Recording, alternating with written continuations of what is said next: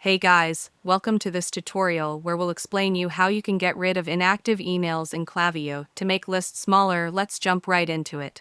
Start by logging into your Klaviyo account and heading over to the dashboard.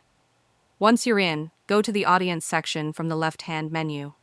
Inside that section, click on Lists and Segments. From here, choose the option to create a new list or segment, and when the prompt appears, select Segment. Now give your segment a name that clearly tells you what it's for. Something like unengaged subscribers or inactive users works well, so you can easily find it later.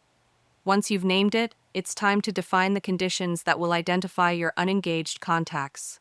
Begin by setting the condition to include only people who are eligible to receive email marketing.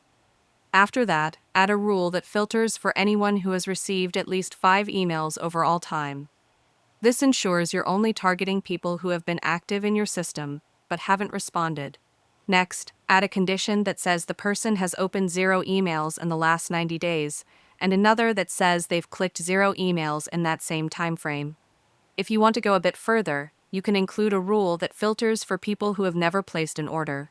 After all your rules are set, quickly review everything to make sure the logic matches what you're trying to do. Once you're satisfied, click the Create button. Klaviyo will now generate the segment for you.